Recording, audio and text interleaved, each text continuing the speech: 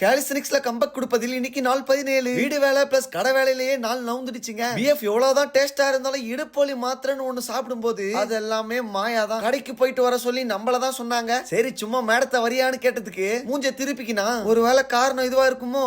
இருக்கும். வீட்டு என்ட்ரன்ஸ்ல வேலை நடக்குதுன்னு அந்த அண்ணாங்களுக்கு பரோட்டா வாங்கிட்டு வரட்டான்னு சொல்லி கிளம்பிட்டு ஐஸ் கடைக்கு வந்துட்டேன். ரொம்ப நாள் ஆச்சுங்க ஐஸ் குளியல் எடுத்து. பட் ஆனா இது நமக்கு இல்ல, மீன் கடைக்கு வரமாட்டேன்னு சொன்னா அவனை தரன்னு இழுத்துட்டு வந்து கட்டை வச்சு மட்டை பண்ணிட்டேன். நான் அடித்தது ஐஸோட ஆயுசு முடிந்து விட்டு நம்ம நைனா காலை மாலை 2 முறை கடை போடுவாரு. சோ இப்ப மீனை பேக் பண்ணிட்டா போதும். ஈவினிங் அருள் வந்து பார்த்து பாப்பல. இப்ப எல்லாருக்கும் புரியும் நினைக்கிறேன் எதுக்கு இன்ஜுரி இருந்தும் ஆச்சு வீடியோ போடுறான்னு. வீட்டு சூழ்நிலை சூனிய வச்ச மாதிரி சூளே அடிக்குதுங்க. சிக்கன் பீஃப் போக்லாம் கட் பண்ணிட்டு ஃபிஷ் எடுத்து பாருங்க. என்னோட 25 இயர்ஸ் எக்ஸ்பீரியன்ஸ்ல சொல்றேன். சீரியஸா மீனிங்ஃபுல்லா இருக்கும். நான் ஏர்ஃபோர்ஸ்ல அப்பாயின்மெண்ட் ஆகி ஒரு 3.5 வருஷம் இருக்கும். அதுல மேஜர் மிஸ்ஸிங்ல one of the minor missing mean தான். இத்துடன் பீலிங்ஸ் ஓவர் ஓகேயா. நைனா தன்னோட ஏழாம் அறிவு யூஸ் பண்ணி கப்பல தண்ணி புடிச்சு வச்சுட்டாரு. அது தெரியாம மேடம் வேற சிறிதளவுக்கு விட்டமின் சி எடுத்துட்டு மேடம் என்ன பண்ணுது ஆராய்ச்சி பண்றதுக்கு அறுவாலை தேடிட்டு இருக்கேன். குய்யாங்கோ ஐஸ்கிரீம் பதில் ஐஸா குடுக்குறேன். சொந்த வீடா இருந்தாலும் சொந்தக்கார வீடா இருந்தாலும் தன்னோட ஜெட்டிய பானியில பட்டிட்டிங்கிறீங்க நம்ம தான் பண்ணணும். அவ்வளவுதான். இந்த பேட்டையில இருக்க கோட்டையை விட்டு செல்லும் நேரம் வந்துடுச்சு. பிரதர் கிட்ட வண்டியை ஒப்படைச்சிட்டு பஸ் வருதான்னு பார்த்தா நெகி. கொஞ்ச தூரம் நேரம் பயணம் போட்டுட்டு லிப்ட புடிச்சு ஆவடிக்கு வந்துட்டு அங்க இருந்து ஆட்டோவை புடிச்சு ஆடியோ செக் பண்ணிட்டு எடிட் பண்ணி போஸ்ட் போட்டுட்டேன். இரவு உணவுக்கு தோசை சாப்பிட்டு பஸ் ஏறியாச்சு. நாளைக்கு எந்த ஊர்னு நாளைக்கு பார்க்கலாம். அது வரை காத்துக்கிட்டு இருக்காம ஏதாச்சும் கத்துக்கிட்டு இருங்க.